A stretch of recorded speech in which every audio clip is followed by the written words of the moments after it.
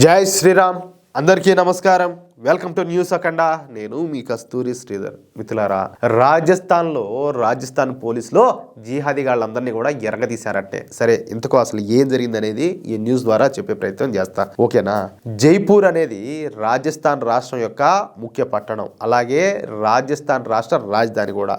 నిజానికి మన మహారాణా ప్రతాప్ పుట్టింది కూడా ఈ రాజస్థాన్ రాష్ట్రంలోనే. అసలు వీరులకు పేరుగాంచిందనమాట రాజస్థాన్ రాష్ట్రం. ఆ రాజస్థాన్కి అర్థమవుతుందా? అటువంటి గొప్ప నేల ఈ రాజస్థాన్ రాష్ట్రం. సరే, మిగతా అన్ని రాష్ట్రాలలో ఉన్నట్టే ఈ రాజస్థాన్ రాష్ట్రంలో కూడా ముస్లింల జనాభా ఎక్కువగానే ఉండాలి. రాజస్థాన్లో దాదాపుగా 20% ఈ ముస్లింల జనాభా అయితే ఉంటుంది. పైగా మొన్నటి వరకు ఈ రాజస్థాన్ పరిపాలించింది కాంగ్రెస్ ప్రభుత్వం. వీళ్ళను ఇంటి అల్లులలాగా చూసుకుంటా, దాన్ని బట్టి మీరు అర్థం చేసుకోండి. అర్థమవుతుందా? ఇంటి అల్లులలాగా చూసుకుంటా వాళ్ళకు ఏం కావాలంటే అది చేసి పెట్టింది అనమాట. ఎవరో గత కాంగ్రెస్ ప్రభుత్వం. పనులు చేయడంలో తప్పులే, ఎందుకంటే ప్రభుత్వ పథకాలు అందించండి, భేదాలు లేకుండా, ఈ మతము ఆ మతము ఆ కులం ఈ కులం అని చెప్పేసి తేడా లేకుండా అందరికీ ప్రభుత్వ పథకాలు అందించండి, దాంట్లో అయితే తప్పులే. నేను కూడా దాన్ని తప్పు పట్టడంలే. కానీ హిందువులకు ఇబ్బందులు కలిగించడం మాత్రం ఖచ్చితంగా తప్పే.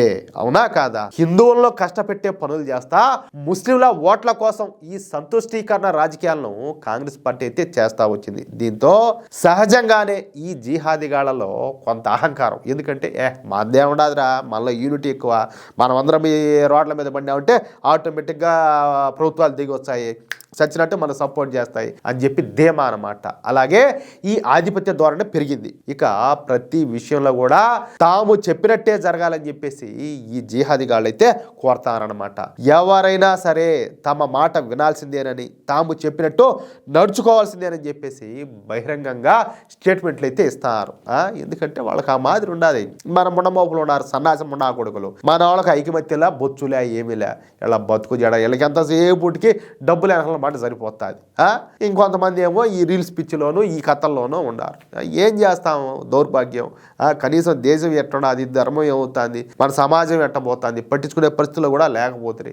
ఎట్టుంటుంది? వాళ్ళు అట్టగాదే, మన మారి ముండమోపులు కాదు కదా వాళ్ళకు ఒక యూనిటీ అనేది ఉండాలి. వాళ్ళు ఏదైనా కూడా కావాలంటే ఓళ్ళు కొట్టుకుంటారేమో కానీ పక్కన వాళ్ళకి వాళ్ళు ఎంత మాత్రం కూడా అవకాశం ఎవరు, చోటు ఎవరు, అది వాళ్ళకు ఆ విధంగా ఉన్నది. వాళ్ళకు మనకు ఆ బతుకు ఆ మాదిరి లేకపోయా ఏం చేద్దాము? అయితే గత సంవత్సరం జరిగినటువంటి ఎన్నికల్లో ఈ రాజస్థాన్ రాష్ట్రంలో భారతీయ జనతా పార్టీ ఘన విజయం సాధించి అక్కడ ప్రభుత్వాన్ని అయితే ఏర్పరిచిందనమాట. అయినప్పటికీ ఈ జిహాదీగాళ్ళు వెనకైతే తగ్గడంలే. తాము చెప్పినట్టే ప్రభుత్వాలన్నీ కూడా నడవాలని ఈ రాజస్థాన్ రాష్ట్రం ఏదో వాళ్ళకేదో లాయర్ గారు తినట్టు ఆ విధంగా తమ జాగీర్ లాగా ఫీల్ అవడం మొదలుపెట్టారు. సరే, ఈ క్రమంలోనే ఈ జిహాదీగాళ్ళు ఓవర్ యాక్షన్ చేయడం కంటిన్యూ చేశారనమాట. అయితే ఈ రాజస్థాన్ రాష్ట్రంలో చోము అనేటటువంటి ఒక పట్టణం ఒకటి ఉన్నది. ఏంది? చోము.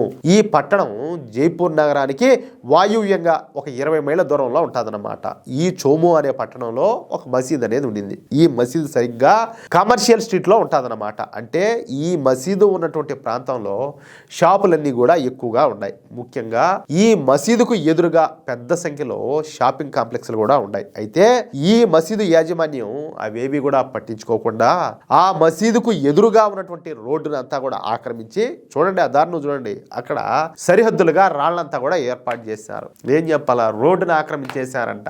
అదే మనం పోయి ఏమైనా చేయమను, మామూలు ఓరు స్వామి మన గుళ్ళే గోలు కొట్టేస్తారా నాయన, ఏదో పక్కన ఉండేటి నాయన స్వామి. వాళ్ళు లేకంగా పోయి ఏ గవర్నమెంట్ అయితే మాకేమన్నా మమ్మల్ని ఏం బిక్తారు అన్నట్టు పోయి రోడ్నే ఆక్రమించేశారు. అంటే రోడ్డు మీద నమాజ్ చేసుకునే విధంగా ఆ రోడ్డును ఈ మసీదుకు సంబంధించిన వాళ్ళంతా కూడా కబ్జా చేసి పారేశారు. ఏం చెప్పాలా? మామూలుగా అయితే నమాజ్ చేసుకోవడానికి మసీదులో స్పేస్ ఉంటుంది. అందులోనూ కాదు ఏదో రోజుకు ఒకసారి చేసేది కాదు కదా, రోజుకి 5 సార్లు చేస్తారు. పక్కన వాళ్ళు ఇబ్బంది పెట్టకుండా ఏదో ఒక విధంగా చేసుకోవచ్చు, సహకరించవచ్చు. కానీ వీళ్ళు ఆ విధంగా చేయాల, రోడ్నే కబ్జా చేసి పారదొబ్బినారు. దీంతో ఆ రోడ్డును కబ్జా చేయడంతో ఇక అక్కడ ఉన్నటువంటి షాపులకు తీవ్రమైన ఇబ్బంది కలుగుతుంది. అర్థమవుతుందా? దీంతో ఆ రోడ్డు కబ్జా చేయడంతో ఇక అక్కడ ఉన్నటువంటి షాపులకంతా కూడా తీవ్రమైనటువంటి ఇబ్బందులు అయితే కలుగుతూ ఉన్నాయి. అక్కడకు వచ్చేటటువంటి వినియోగదారుల సంఖ్య పూర్తిగా తగ్గిపోయింది. ఇంకా తగ్గక ఇంకేం చేస్తుంది? ఇక ఆ షాపులంతా కూడా 2 నెలలకే ఈ నష్టాల బాట పట్టాయంట.